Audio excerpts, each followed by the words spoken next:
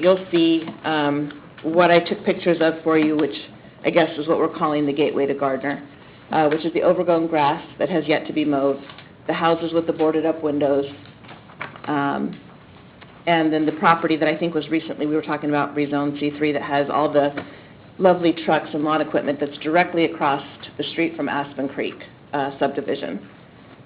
You'll also see a couple pictures attached of the car lot, and I took a few pictures of those just to show you the size of the property and the distance in which the cars are parked currently and the amount of space that's available on the lot. I do think that the Shell gas station was rezoned to C3, and it was because of the car wash, because the car wash is a C3 only opportunity. At that time, they had the gas station, the car wash, the fishing store, and the grocery store. What we are looking to proceed with the rezone at this point is because when the mistake, I guess the city is calling it, was made, when the permit was issued to us for the car lot to to work out of there, was changed, right? And so with that being changed midstream in March, we didn't get our permit until they applied for the permit on September 10th initially, and the land use permit was obtained on 9/25. We did not receive our dealer's license from the state of Kansas until 11/7, so there was almost 2 months that went by before any automobiles were put on the lot and or sold off of the lot, which allowed for an opportunity for the city to find a mistake. As you can see, that map is not the easiest to read, but we're sandwiched in and around all C3, including directly across the street. I do think that it is a benefit for the city of Gardner to rezone it to a C3, not for the car dealership, but for the long-term growth of the gateway to Gardner, which is going to allow you to have a hotel or a motel built there without the restrictions. Within the C2 zone, there are restrictions for a hotel and motel. They're not in a C3 zone. So by opening that up and all that empty property, if Mr. Singh were to ever sell his property, definitely would allow the city of Gardner to have a better opportunity for a larger company to come in and put something on those properties, which we're calling the gateway.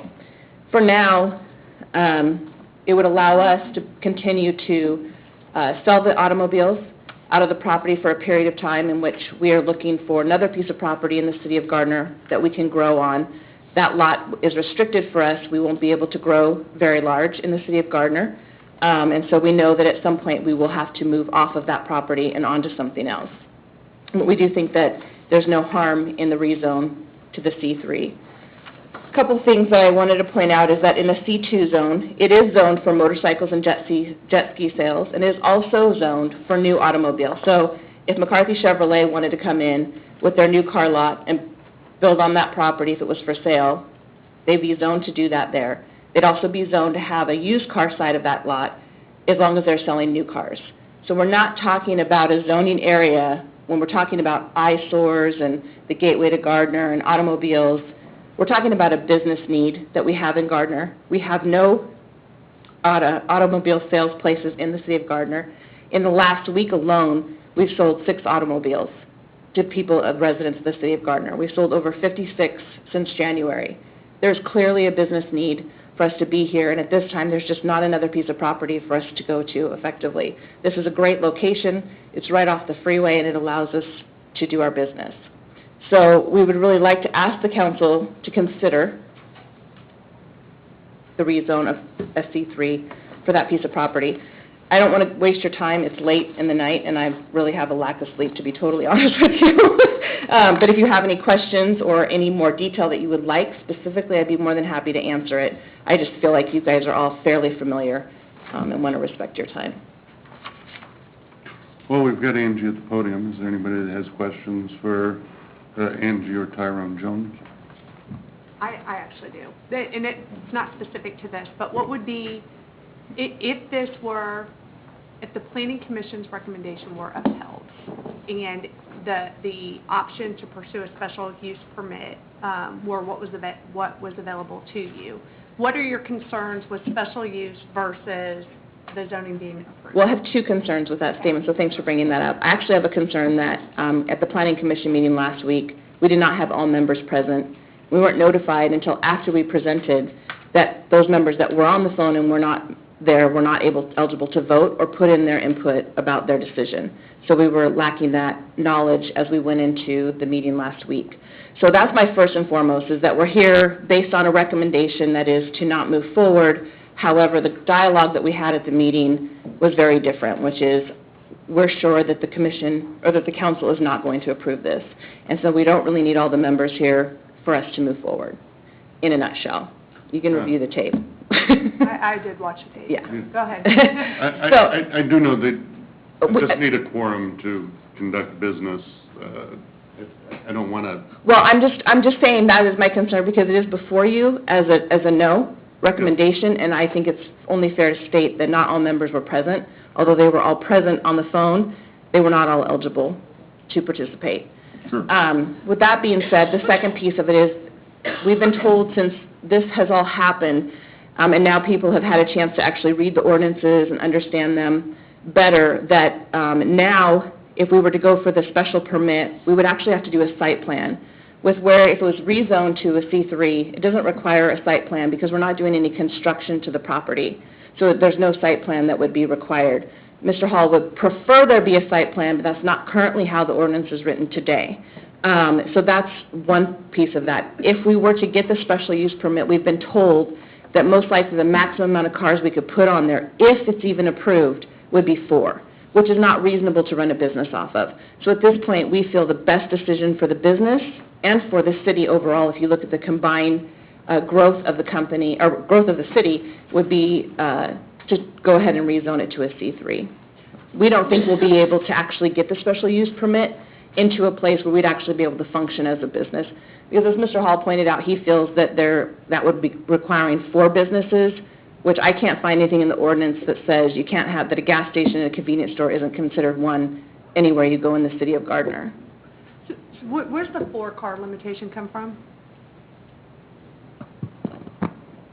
I mean, I've heard that before, not just from Ms. Stone. So, I mean, is there something where... I just can't find it. I've spent a lot of time reading, so... No, I've heard other people talk about... Mr. Mayor, council member, I don't know where this number 4 comes from, honestly. I have a record of some correspondence I have with the Joneses about how many cars could possibly fit on the site. In looking at the drive aisles and our standards for service drives and parking stalls, I think the maximum under any circumstances would probably be 8. That doesn't necessarily mean that I don't want to presuppose that that's what would be in this approved with a special use permit, but I That would think be the recommendation. I don't know yet because excuse me, but I can't tell you what our recommendation would be until we've reviewed a special use permit application, which we're not at that point yet.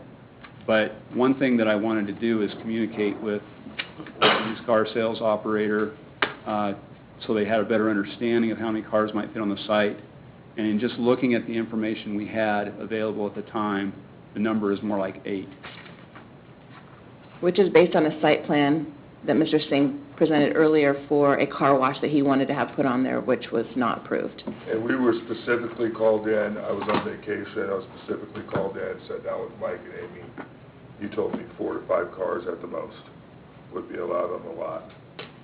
It wasn't 8, it wasn't 9, you said at the most it'd be 4 to 5 cars, and that's exactly where we got it from and came forward with it. How do you calculate it? I mean, there's got to be a... It was based, we were told it was based off a previous site plan that had nothing to do with the cars. Well, So it's a guesstimate. I mean, there's got to be a standard for how many parking spaces you require for that size of lot and its use, right? Right. I think it's very difficult to get to an exact number without the site plan. It's easy for staff to kind of look at the standards and make some generalizations, but to get to a specific number, you really need to have the configurations in the site plan to get to an exact number. So when you get kind of the max being 8, that's staff's best guess based on the standards that are in the code. That's why a site plan is required based per the code for the special use permit, so that you can look at being able to have